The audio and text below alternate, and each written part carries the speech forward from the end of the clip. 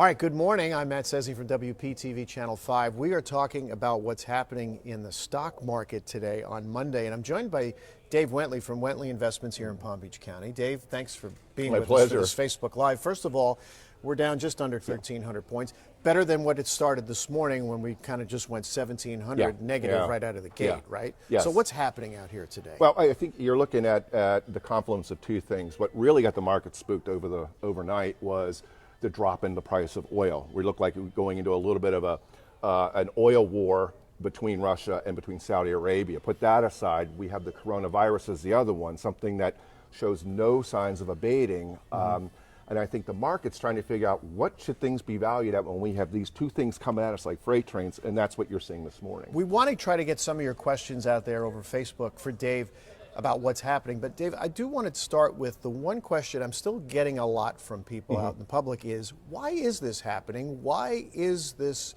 concern over coronavirus having an effect on the stock on the financial markets? Actually, that's a really good question.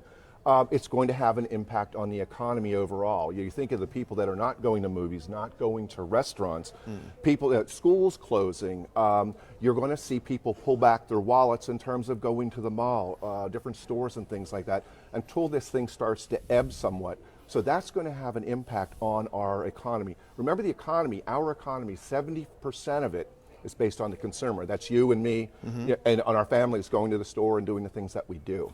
Yeah, another question we had earlier over Facebook on our page was there was worry about this possibly triggering a depression or recession. Right. Can that happen?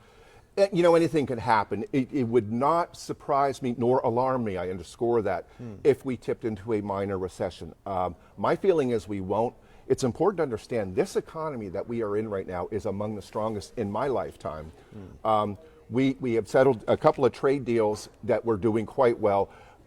Lower tax rates, things of that nature. People are buying, people are investing, people are employed. You look at the unemployment numbers. So we're going into this issue at full strength. Now, if we were going in as an economy beginning to slide down, it might be a different story. But I don't think we're going to see a recession due to this. You talked about oil right at the start. I did.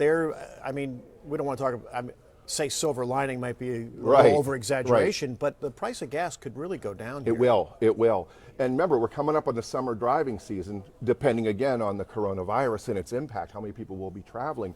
But we can anticipate spending a lot less money putting gas in the car the next couple of months at a minimum. So there is a silver lining for you and me as consumers. I got one comment here from a woman, Tati Perez. She talked about save your money, LOL, but who should be sheltering their investments right now? Talking about saving or protecting what you're investing in the market. Who should be thinking about that? I always look at it, I think the most important thing to me in investing is time horizon. If I'm 28 years old and I'm working here in the newsroom at Channel 5, this is a non-event for you. You should be continuing to invest into your 401k plan like clockwork and not thinking about this. This will not have an impact on your overall down the road. This is money you're putting away for retirement. If you have a child heading off to college in a year or so, you should already have been moving some money into safe and sound areas because you're going to need the money. But again, the closer you get to that time horizon, the more cautious some of your money should be. I have people that are in retirement and they've put away a year and a half, 2 years worth of income in very safe, very safe investments, allowing their other stuff to have the potential to grow in the market. So I know you don't have a crystal ball, but the uncertainty is what's driving this right now on Wall Street. What would it take for Wall Street to calm down or for investors to feel better about the economy on that front? Until we saw the oil markets last night, I would say a turn in the coronavirus where some good news starts to come. We either see it starting to ease somewhat in terms of people being coming down with it.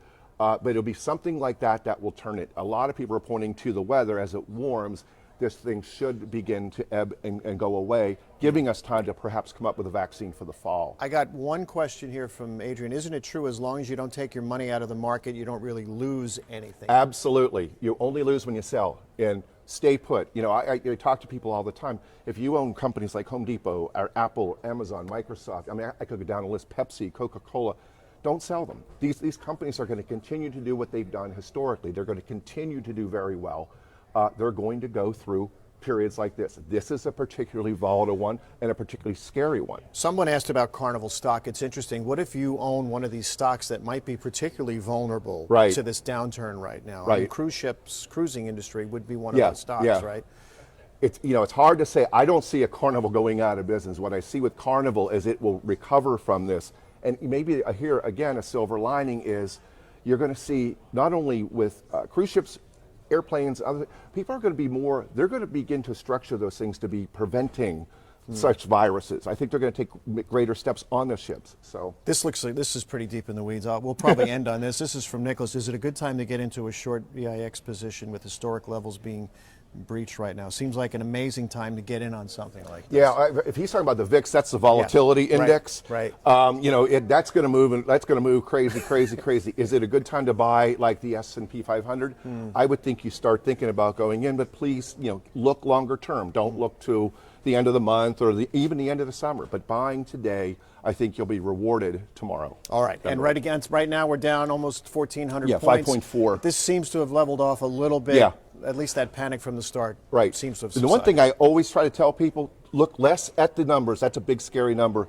Now, this is a percentage on a day. That's not nice, but that's really the reality. That's a big number because we think, historically that's a big number. Look at the percentage. That's more telling. All right, we'll be watching the numbers all day, and we'll have continuing coverage of what's happening on the stock market later today on News Channel 5 starting at 4 o'clock. Dave, thanks for doing this. Oh, my pleasure. Good to see you, Matt. Thanks. All right.